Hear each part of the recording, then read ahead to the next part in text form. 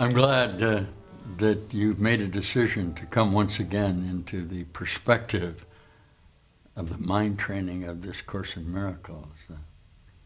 For those of you perhaps who have never seen a video before, I assure you that this is the only one that you would have to see within the perspective of your human condition. All right. A Course in Miracles is a systematic way of training your conceptual mind to a new perspective, a new realization, a new self-identity that's available to you in all of space-time.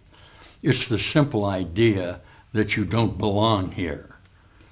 It's the idea that through the resurrection, and we use the vernacular of Christianity since Jesus is my Savior, he pointed out to me very simply that I'm not from here.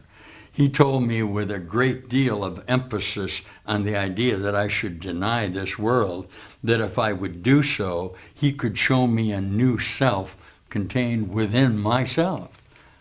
You want to share that with me? Are you fearful of the idea of what this lesson is going to say to you today? Of course you are, because it's the idea of the assumption of the power of your own mind that's inherent in you, and the one that you have been fearful of, and the one that you have been defending yourself from for fear of the idea of power.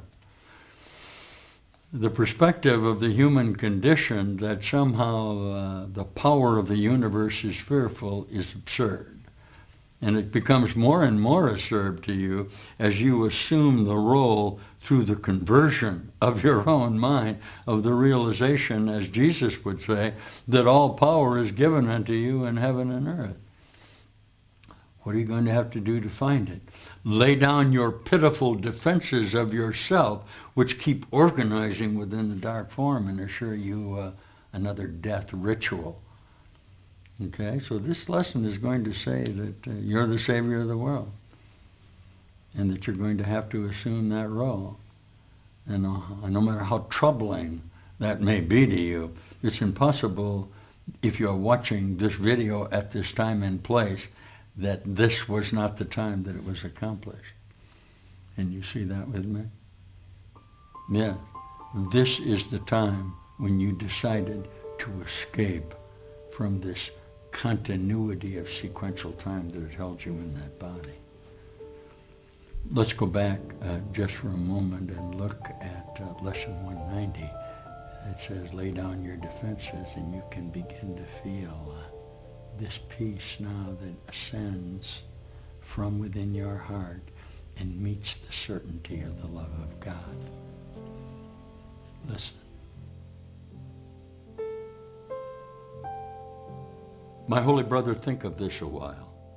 The world you see does nothing. It has no effects at all. It merely represents your thoughts. And it will change entirely as you elect to change your mind and choose the joy of God as what you really want. Yourself is radiant in this holy joy, unchanged, unchanging, and unchangeable forever and forever. And would you deny a little corner of your mind its own inheritance and keep it as a hospital for pain, a sickly place where living things must come at last to die? The world may seem to cause you pain, and yet the world, as causeless, has no power to cause. As an effect, it cannot make effects. As an illusion, it is what you wish. Your idle wishes represent its pains.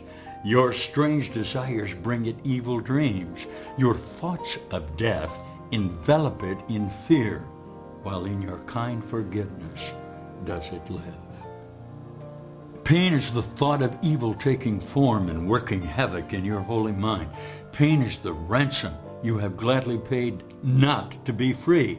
In pain is God denied the Son he loves.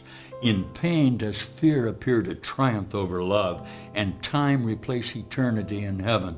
And the world becomes a cruel and a bitter place where sorrow rules and little joys give way before the onslaught of the savage pain that waits to end all joy in misery. Lay down your arms and come without defense into the quiet place where heaven's peace holds all things still at last. Lay down all thoughts of danger and of fear. Let no attack enter with you. Lay down the cruel sword of judgment that you hold against your throat, and put aside the withering assaults with which you seek to hide your holiness. Here will you understand there is no pain. Here does the joy of God belong to you. This is the day when it is given you to realize the lesson that contains all of salvation's power. It is this.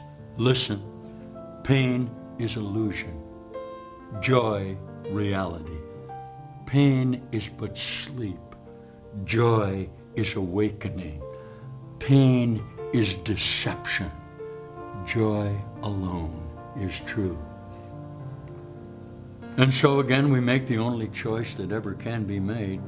We choose between illusions and the truth, or pain and joy, or hell and heaven.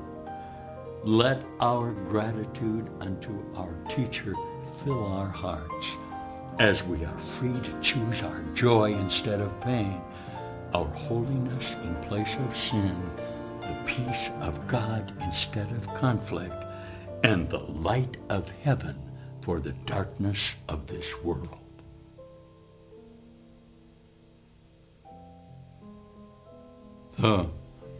Let's share together what you're being offered at this time. We'll look with the perspective of the vocabulary that you are accustomed to within your conceptual self. Okay? Say to me, this is hell. Yeah. You're in hell. Is that difficult for you? Look around you. Would you care to really look around and look at the ideas of the formulation of what is going on in this moment of chaos?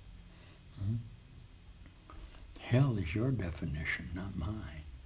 Hell is your idea of the possibility of being separate from all that you are. All I'm offering you with certainty from my mind to yours that contained within you cannot not be both the idea of hell, which is chaos and pain and death, and the idea of heaven, which will be the joyous realization that you never left. My assurance to you is it's time for you to awaken from this nightmare of containment. And I'm going to direct you to the certainty that all of it was contained within your own mind. I may momentarily have to represent myself as the solution for you, but you remember this. I'm a reflection of your mind. The images that you see within this world are only reflections of your own aggregation of thought form. So if you believe yourself to be an identity to confine to that little containment of dark form, so it will be with you. I can show you a new idea that's emerging in you now from a shared reassociation in time where you are recognizing it's time for you to awaken.